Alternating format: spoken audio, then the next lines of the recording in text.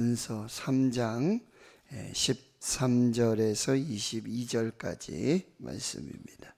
신약성경 379페이지 베드로전서 3장 13절에서 22절까지 말씀입니다.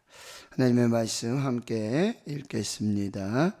또 너희가 열심으로 선을 행하면 누가 너희를 해하리요? 그러나 의를 위하여 고난을 받으면 복이 있는 자니 그들이 두려워하는 것을 두려워하지 말며 근심하지 말고 너희 마음에 그리스도를 주로 삼아 거룩하게 하고 너희 속에 있는 소망에 관한 이유를 묻는 자에게는 대답할 것을 항상 준비하되 온유와 두려움으로 하고 선한 양심을 가지라. 이는 그리스도 안에 있는 너희의 선행을 욕하는 자들로 그 비방하는 일에 부끄러움을 당하게 하려 함이라. 선을 행함으로 고난 받는 것이 하나님의 뜻일진데 악을 행함으로 고난 받는 것보다 나으니라.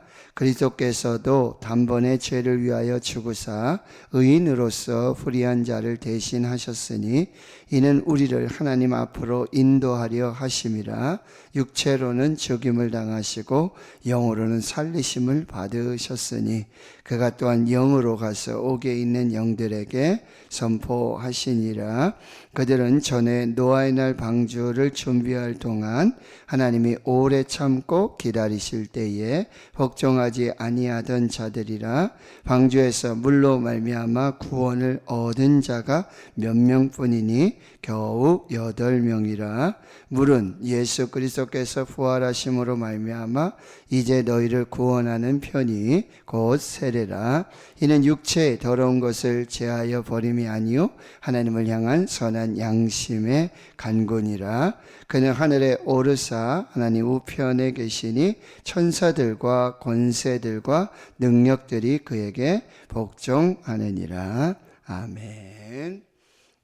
사도 베드로는 이제 가정의 아내와 남편들에게 특별한 이 권고, 권면의 말씀들을 전합니다. 그래서 가정이 성소가 되도록 교회가 되고 가정에서 예배, 기도 이것이 중심이 되어야 할 것을 말씀하고요. 믿지 않는 남편을 둔 아내들에게 이 구원을 위해서 말로 하지 말고 행함으로 순종함으로 그 복음을 드러내라. 외모만 꾸미지 말고 마음에 이 숨은 사람 온유하고 안정된 심령으로 썩지 아니할 것으로 하나님 앞에서 그 내면을 잘 살피라고 그렇게 말하고 있어요. 남편들은 기도가 막히지 않도록 이 남편의 기도. 그래서 고린도전서 이 남자들은 뭐요? 거룩한 손을 들고 하나님 앞에 기도할 때. 그래서 미국의 굉장히 종교의 그 어떤 가정의 회복 운동 중에 아까 이 프라미스 키퍼스라고 하는 그런 회복 운동이 있었어요. 아빠들이, 남편들이 하나님 앞에서 다시 회개하고 돌아오는. 그래서 가정에 정말 영적 가장이 잘 세워지고 또 아내들이 그리고 자녀들이 주 안에서 잘 세워질 수 있도록 역시 기도해야 될 것이고요. 또 모든 그리스도인들에게 권면할 때 특별히 이 악을 악으로 갚지 말고 욕을 욕으로 갚지 말고 도리어 이 복을 빌어라. 이게 우리를 부르신 그 부르심의 목적이고 사명이고 그리고 우리를 통해서 계속해서 복이 흘러가도록 가정에서 부모를 통해서 자녀들에게 축복이 흘러가고 또 우리 그리스도인들을 통해서 세상으로 복이 흘러가고 복이 이어져 가는 그런 축복의 통로의 삶을 살아야 한다. 그렇게 말씀하고 있습니다. 자, 오늘 13절에 보면은요. 너희가 열심으로 선을 행하면 누가 너희를 행하리요. 그러나 의를 위하여 고난을 받으면 복이 있는 자니.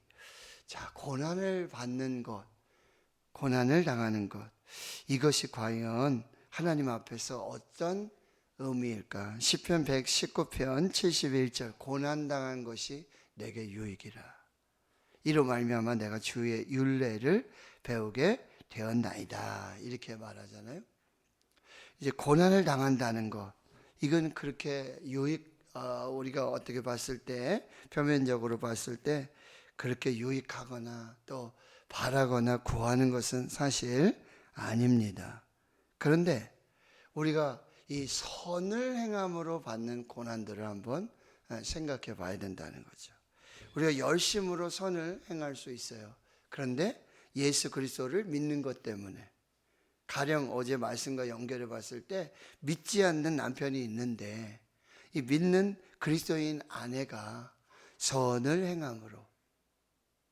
행함으로 그 남편의 구원을 위해서 그렇게 선을 행했는데 믿지 않는 남편에 의해서 많은 핍박을 당할 수 있다는 거죠. 그리할 때 그 고난의 의미가 어떠하냐, 이런 말씀입니다. 근데 14절에 의를 위하여 고난을 받으면 복 있는 자니, 새로운 해석입니다. 여러분, 의를 위하여 고난 받으면 복이 있다. 고난이 선물이고 고난이 축복이고 고난이 보석이라고 하는 거예요. 마태복음 5장 10절에 팔복의 마지막의 복이 의를 위하여 핍박을 받는 자는 복이 있나니 하나님의 나라가 그들의 것이다. 천국이 그들의 것이다 라고 말씀하고요. 구약의 선지자들, 많은 믿음의 사람들이 이 고난을 통해서 정말 천국을 소망하고 하나님의 나라를 소망하며 믿음으로 살고, 그들의 복은 이 땅에서 어떤 핍박받고 환난받는 그것이 아니라 정말 하늘에 예비하신, 마지막 날에 하나님께서 기억하시고 복 주시는 그 하나님의 나라의 주인공의 복을 살게 된다라고 말하고 있다라고 하는 거죠. 그래서 여러분 14절에 보면 그렇게 의를 위하여 고난 받을 때 뭐요? 두려워하지 말고 근심하지 말고, 15절 같이 읽겠습니다.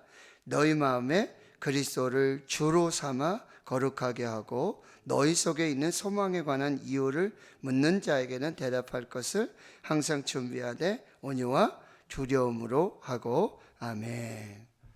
자, 의를 위하여 고난을 받을 때, 선을 행함으로 고난을 받을 때, 그 두려워하지 말고 근심하지도 말고, 여러분 마음에 그리스도를 주로 삼으라. 예수 그리스도를 주로 삼으라 라고 말씀하고 있는 거죠. 예수 그리스도와 함께, 예수 그리스도를 위해, 예수 그리스도를 통해 이 고난에 함께 동참하라는 거예요. 그게 바로 이제 18절 이하에서부터 22절까지 예수님이 당하신 그 고난의 본을 우리에게 보여주고 계시는데, 18절에 그리스도께서도 단번에 죄를 위하여 죽으사 의인으로서 불의한 자를 대신하셨으니, 의인은 없나니 하나도 없다고 하는데 오직 죄가 없으신 의인이신 하나님의 아들 예수 그리스도께서 단번에 이 우리의 죄를 위해서, 모든 인류의 죄를 위하여서 십자가에서 죽으셨어요. 피를 흘리셨어요. 의인으로서 불의한 자를 대신해서, 죄의 삭은 사망,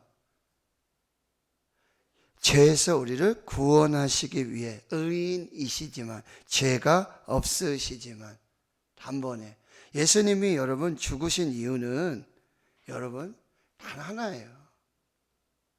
저와 여러분의 죄를 사하여 주시고 저와 여러분을 죄에서 구원하여 주시기 위한. 죄는요 영원한 심판이고 영원한 멸망이에요. 그게 죄의 결과예요. 그런데 그 영원한 심판과 그 사망 속에서 우리를 구원하시기 위해 의인이신, 죄가 없으신 예수님께서 십자가에서 불의한 자를 대신해서 단번에 완전한 영원한 구원을 이루신 사건. 그것이 십자가의 사건이라고 한다는 거예요. 다시 18절 보시면 이는 우리를 하나님 앞으로 인도하려 하심이라. 육체로는 죽임을 당하셨지만 영으로는 살리심을 받으셨다. 이 부활의 몸을 입으셨다라고 말씀하고 로마서에서도 1장에 이걸 계속해서 반복하고 있다라는 얘기입니다. 그리고 19절은 사실 난해한 구절입니다. 그가 또한 영으로 가서 옥에 있는 영들에게 선포하시니라. 참 난해한 이제 구절 중에 한 구절인데요. 예수께서 이 영으로 또 옥에 있는 영들, 이 옥이라는 개념에 지금 어떤 감옥이라 그런 개념보다는요, 지금 여기 노아의 방주, 노아의 홍수, 이 물 심판, 이것과 이제 조금 관련이 있는데요. 그 물은 어떤 사망, 죽음. 그래서 세례와 또 연결을 하잖아요. 21절에. 그러니까 이 죽음, 물, 이 세례, 예수 그리스도와 함께 죽고 예수 그리스도와 함께 다시 사는 이 물세례, 이 노아의 방주 역시 물로 세상을 심판하실 때, 악을 심판하실 때, 그 배가 뭐 물속으로 잠겨서 잠수함처럼 그런 것이 된 것이 아니지만 뭐요? 하나님과 함께 예수 그리스도와 함께 물 가운데서 이 심판, 사망, 죽음 가운데서 다시 살아서 부활하는 이 역사를 보여주고, 그것이 바로 우리가 죄에 대해서 죽고 옛사람에서 죽고 예수와 함께 물에 들어가서 그렇게 죽으셨다가 다시 사는 이 세례의 모습을 보여주는 그런 모습들이 바로 이 노아의 방주 사건이라는 거예요. 그런데 이거는 뭐예요? 완전한 순종, 끝까지 순종. 그리할 때 하나님의 구원의 역사를 이룰 수 있음을 우리가 볼 수 있다라고 하네요. 그런데 예수님이 그 십자가에서 죽으심으로 끝난 게 아니라 바로 22절에 말씀하는 거예요. 하늘에 오르시고 하나님 우편에 계시고 전사들과 권세들과 능력들이 그에게 복종하느니라. 빌립보서 2장 5절 이하의 말씀, 너희 안에 이 마음을 품으라. 곧 그리스도 예수의 마음이니. 그는 근본 하나님이시나 하나님의 본체로서 사람의 모양을 입으시고 사람으로 나타나셔서 십자가에서 죽으시고, 그런데 하나님께서 그를 지극히 높여서 모든 무릎을 예수 이름에 꿇게 하시고 하늘에 있는 자들이나 땅에 있는 자들이나 땅 아래에 있는 모든 자들로 예수를 주라 시인하고 하나님 아버지께 영광을 돌리게 하셨다. 이것이 바로 예수 그리스도의 십자가, 또 노아의 홍수 사건. 그 십자가로 끝난 것이 아니라 그를 살려서 부활하셔서 승천하게 하시고 하늘에 오르시고 하나님 우편에 앉아 계시고 천사들과 권세들, 능력들이 다 그에게 복종하게 하시는 그 역사를 이루신 이 구원자이시며 주님이신 예수 그리스도를 믿으라. 언제요? 고난을 당할 때. 이 선을 행함으로 고난을 당할 때, 의를 위하여 고난을 받을 때, 예수 그리스도 때문에 고난을 받을 때, 그리스도로 인하여 고난을 받을 때, 이 예수 그리스도의 십자가, 부활, 승천, 그 역사를 기억하라. 모델로 삼고 그를 따르는 믿음의 삶을 살라. 이렇게 말씀하고 있는 거예요. 15절 말씀, 너희 마음에 그리스도를 주로 삼아 거룩하게 하고, 그리고 너희 속에 있는 소망에 관한 이유. 이 소망은 여러분 베드로전서 1장을 시작하면서 이 부활의 산 소망입니다. 영생의 산 소망, 죽은 소망이 아니라 살아있는 예수 그리스도의 십자가와 죽으심과 부활과 승천과 재림을 통한 이 썩지 않는 영원한 그 하나님의 나라와 영생과 구원과 그 소망을 묻는 자에게 우리가 항상 대답할 것을 준비하고 온유와 두려움으로 우리 삶으로 이 고난 중에 이 예수 그리스도의 소망을 전할 수 있는 이 복된 역사를 이루어 가야 한다는 거죠. 한 목사님의 고백이에요. 여러분, 내게 고난이 없으면 어땠을까? 내게 고난이 없었다면 어땠을까? 근데 그 고난을 통해서 뭐예요?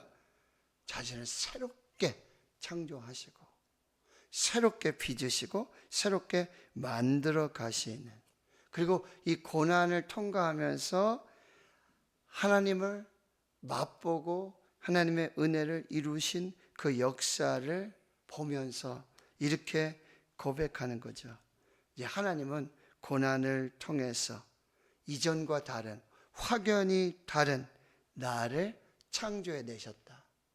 이 고난은 바로 그래서 창조적 고통이다, 이런 결론을 내립니다.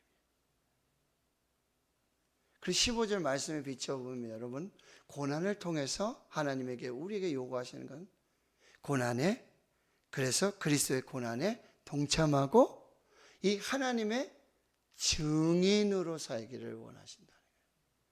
그래서 다니엘 기도에 맨날 하는 말이 있잖아요.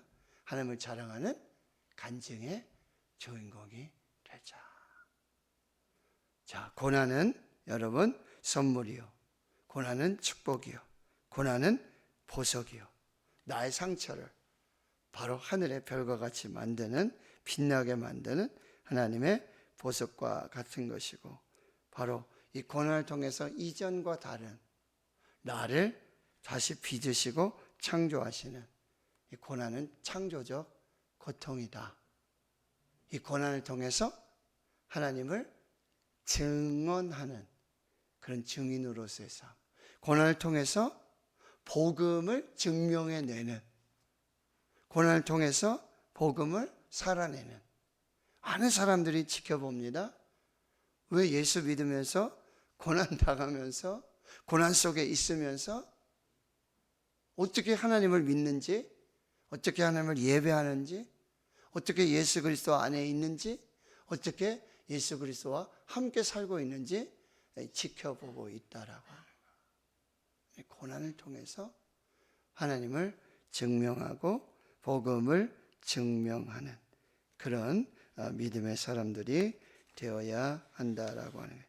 그러니까 여러분, 고난을 통해서 항상 코람데오, 내가 하나님 앞에 있다라는 사실, 그리고 진리를 찾는 세상 사람들, 진리를 모르는 세상 사람들, 예수 그리스도를 모르는, 하나님을 모르는 저들에게 노아가 120년 온전한 순종으로, 온전한 믿음으로 이슬도 내리지 않는, 비도 한번 경험하지 못했던 그 세상 속에서 온전한 믿음과 온전한 순종으로 120년 동안 손가락질 당하고 그 삶 속에서 하나님을 오롯이 증명해내고 복음을 증명해내고 복음을 살았던 삶을 저와 여러분에게 오늘게 뭐야? 고난을 통해서 보고 싶어 하시는, 너가 정말 하나님의 사람이니? 예수의 사람이니? 복음의 사람이니? 그러면 보여줘. 하나님 앞에서, 그리고 진리를 찾는 사람들 앞에서, 복음을 궁금해하는 사람들 앞에서 삶으로 그렇게 살아줘 라고 말하고 있습니다. 그래서 행함이 없는 믿음이 죽은 믿음이라고 말하고요. 성도들은요, 머리로 진리를 깨닫고 마음으로 진리를 품고 행함으로 진리를 보여주고, 그래서 세상 속에서 거룩한 복음으로 답을 주고 거룩한 삶으로 증명해내는 그 삶이 저와 여러분에게 주신, 꼭 목사들만의 삶이 아니라, 선교사들만의 삶이 아니라 저와 여러분을 구원하신 그 부르심과 사명이라는 거죠. 자, 어제 저는 한국전쟁, 건국전쟁 영화도 나오고 했는데, 이승만 대통령이 대한민국을 건국하는 이야기, 정말 감동을 했습니다. 내가 모르고 있고 잘못 알고 있었던 것도 너무 많았다라는. 오늘 6월 6일 그리고 또 6.25 한국 전쟁이 있었던 달이지 않습니까?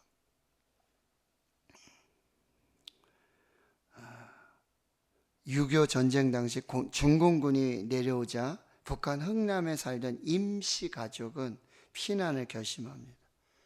그리고 함께 믿음 생활을 하던 200여 명이 함께 모여서 흥남 부두로 향합니다.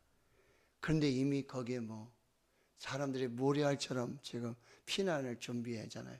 근데 배가 없잖아요. 배가 한 대밖에 없잖아요. 거기 배를 탈 가능성이 보이지 않는데 거기 함께한 리더 중에 이 아이디어가 있었는데 하얀 천에다가 십자가를 그리고 깃발을 만들어서 흔들자. 그 부둣가에 흰 천에다가 십자가를 만들어서 흔들기 시작합니다. 그런데 이 깃발을 보고 미군이 손짓을 합니다. 배 오를 수 있도록 그렇게 인도해 줍니다. 이 배가 흥남부두에서 이 성탄절에 거제도로 내려온 메르디스 빅토리아 호, 그렇죠? 거기에서 생명이 탄생하고 막 이런 역사들이 나타나요. 임시 가족은 이제 거제도에 도착해서 6개월은 이 거제도 사람들의 자선으로 살아가게 되고요. 음식 솜씨가 좋은 임씨는 서울로 가서 음식 장사를 하려고 통일호 열차를 탑니다. 근 5시간 달리던 이 통일호 열차가 기차가 대전역에서 멈춥니다. 대전역에서 내려서 성당을 찾아갑니다. 성당. 딱한 사정을 호소하자 밀가루 2포대를 줍니다.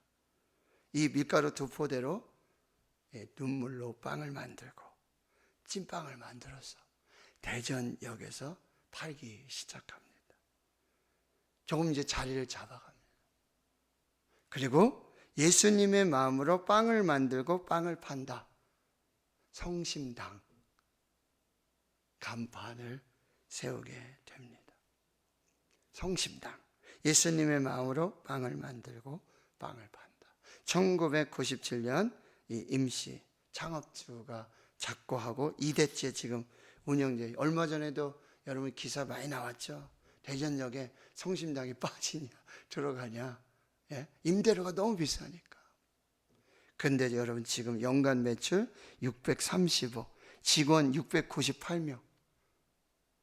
파리바게뜨, 뚜레쥬로 이런 것, 직원들의 어떤 복지와 연구와 이런 곳에 500여 가지 빵을 만들어서 지금 판매하고 있고요. 여러분 대전 지역 맛집 1순위 거기뿐만 아니라 여러분 저도 서울 올라갈 때 성심당 빵 사들고 가면 좋아합니다. 그런데 여러분 그 분이 하루 창업 초기부터 빵 300개를 만들면 100개는 불우한 이유, 가난한 사람들, 먹지 못하는 사람들 3분의 1을 나누고 기부하고 그런 믿음을 실천하고 있다라고 하는 것입니다. 성심당은요, 이 고난의 빵을 통해서 이 고난의 빵을 잊지 않는 사람들, 이 고난의 빵을 통해서 예수를 전하고 그리스도를 주로 삼아 거룩하게 하고 너희 속에 소망에 관한 이유를 묻는 자에게는 온유와 두려움으로 이 복음을 증명해내는, 복음을 사는 그 삶의 모습을 우리에게도 오늘 살라고 말씀하고 계십니다. 여러분, 저와 여러분의 고난이 복이 될 수 있기를 축원합니다. 저와 여러분의 고난이 보석이 되고 하나님을 증명해내고 복음을 살아내고 그 고난의 그 신비 안에 있는 하나님의 역사를 보는 우리 교회 또 이 새벽에 함께 예배하는 우리 모두의 간증이 되고 고백이 될 수 있기를 주님의 이름으로 축원합니다. 아멘.